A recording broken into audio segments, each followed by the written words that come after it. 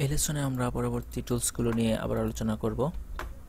আচ্ছা, এর আগে আমরা দেখেছিলাম selection tools, track select forward, track select backward, তারপর হচ্ছে ripple edit and rolling edit. এখন আমরা দেখব হচ্ছে রেড স্ট্রেচ এর কাজ।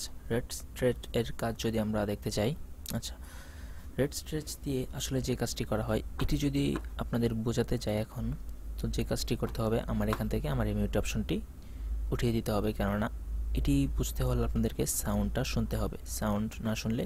সাউন্ড শুনলে হয়তো বুঝতে পারবেন খুব ভালোভাবে। তো আমি এটা আপাতত উঠিয়ে দিচ্ছি। আচ্ছা, আপাতত একটু থাকুক, এখানে সাউন্ড বেশি দেওয়া, তার দিলাম। ওকে, দেখুন যে এই সিনটি এখানে প্রথম হচ্ছে একটি গাড়ির সিন এবং লাস্ট হচ্ছে যে গাড়িটি এই জায়গায়। তো আমি চাচ্ছি যে আমার এই সিকোয়েন্সটি যেই জায়গাটুকু আছে, মানে একদম সেম, যেখান থেকে যে পর্যন্ত শেষ সেম ফুটেজ থাকবে। আমি চাইলে তো এখান থেকে এটা দিয়ে এখান থেকে বড় করতে পারি। কিভাবে? ধরেন এটাকে একটু পিছনে নিলাম সিলেকশন টুল দিয়ে, আর এটাকে এভাবে ধরে টান দিয়ে একটু বড় করে দিলাম। তো যেই কাজটি হলো, আমার এই ফুটেজটি হ্যাঁ, এখান থেকে এই জায়গায় যাওয়ার পর এখান থেকে এই পর্যন্ত ছিলাম আমরা। এরপর হচ্ছে এইটুকু আমার ফুটেজের বাকি অংশটুকু বেড়ে চলে এসেছে। তো আমি চাচ্ছি যে এই ফুটেজের বাকি অংশ বের হবে না, এই ফুটেজটি আমার ঠিক যতটুকু আছে সেম টু সেম এতটুকুই আমার থাকবে, কিন্তু আমি আমার এই ফুটেজের লেন্থটা বাড়িয়ে দিব। তো লেন্থ বাড়িয়ে দিতে হলে আমার যে কাজটি করতে হবে, তার মানে যেটাকে বলে হচ্ছে স্লো মোশন করব আর কি। তো অ্যাকচুয়ালি এই এতটুকুর লেন্থ বাড়িয়ে দিলে অটোমেটিক্যালি সেটা স্লো মোশনে হয়ে যাবে। আচ্ছা, তো এটার কাজ হলো এই রেড স্ট্রেচ টুলস এর কাজ। আচ্ছা, তো এটারই কাজ হলো এই রেড স্ট্রেচ টুলস এর কাজ। সিলেক্ট করলাম, ধরলাম, আচ্ছা সিলেক্ট করলাম, এবার ধরলাম, এখানে এনে শেষ করে দিলাম। তো দেখুন, প্রথমে গাড়িটি সেম এই জায়গায় এবং লাস্টে গিয়ে সেম সিন। তো দেখুন, প্লে করছি, এটা উঠিয়ে দিলাম এবং কিবোর্ড থেকে স্পেস প্লে অথবা এখান থেকে প্লে।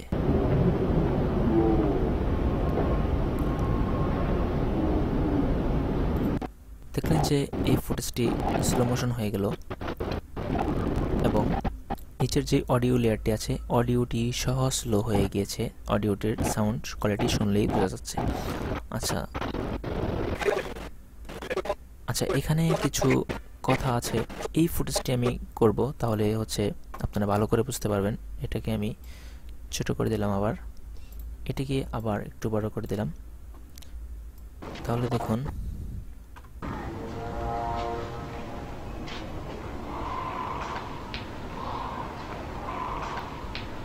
আচ্ছা, দেখলেন যে ভয়েস সহ স্লো মোশন হয়ে গেল। তো যদি আমরা এটাকে বড় না করে ছোট করি তাহলে কি হয় দেখুন।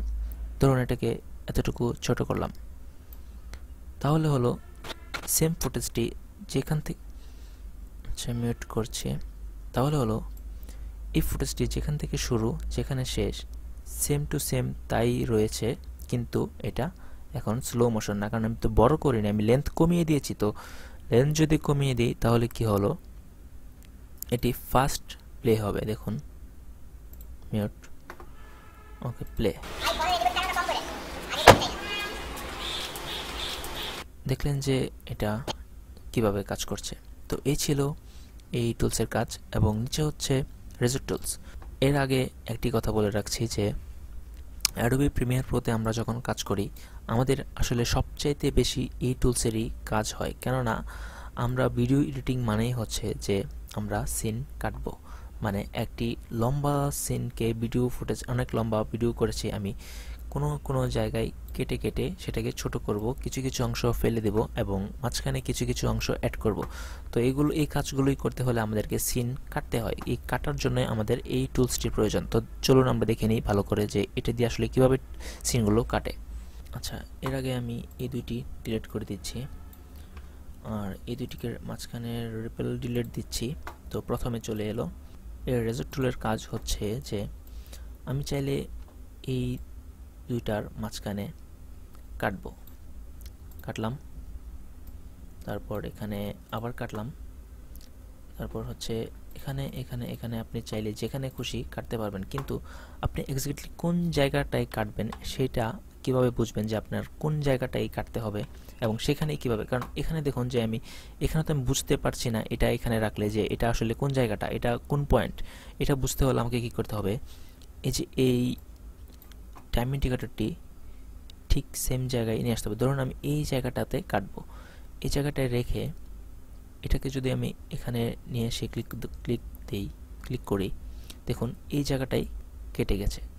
তো এটা আসলে কেন হচ্ছে, মাঝে মধ্যে হয়তো বা আপনাদের নাও হতে পারে।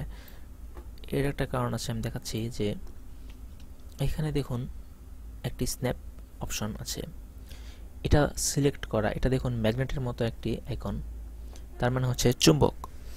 তো এই টাইম ইন্ডিকেটরটি যেখানে থাকবে আমার এই টুলসটি এটা কাছাকাছি গেলেই স্ন্যাপ করবে, মানে দেখুন চুম্বকের মতো আকর্ষণ করে এটিকে টেনে তার কাছে নিয়ে যাচ্ছে। তো আমি যদি এটিকে ডিসেবল করে রাখি, দেখুন সিলেক্ট না করলে এরকম হোয়াইট হয়ে থাকে এবং সিলেক্ট করলে এরকম থাকে। তো আমি যদি এটাকে ডিসেবল করে এটাকে ধরুন এখানে রাখলাম, আমি এই পয়েন্টে কাটবো, আমি এটাকে যতই কাছে নেই দেখুন সাথে যাচ্ছে না, একদম কাছে নিলেও যে একদম পারফেক্ট হয়েছে কিনা আমি শিওর না, হয়তোবা এক ফ্রেম এদিক ওদিক হতেও পারে। তো এটি সিলেক্ট করা থাকলে কি হয়, আমি এখানে গেলেই অটোমেটিক্যালি স্ন্যাপ হয়ে এটাতেই সিলেক্ট হচ্ছে এবং আমি ক্লিক করলে এই জায়গাটাতেই কাটছে। আর যদি এটা সিলেক্ট করা না থাকে, দেখুন আমি এখানে কাছাকাছি কাটলেও দেখুন জুম করে দেখাচ্ছি, দেখুন টাইম ইন্ডিকেটরটি আছে আমার এই জায়গায়, কেটেছে এই জায়গায়।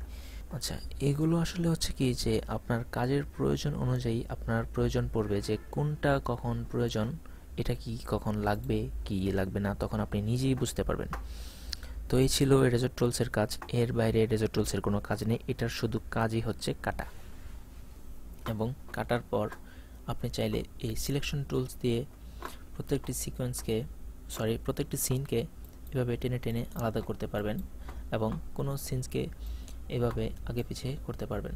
এবং পরবর্তী টুলসগুলো নিয়ে পরবর্তী লেসনে আলোচনা হবে, সঙ্গেই থাকুন। ধন্যবাদ।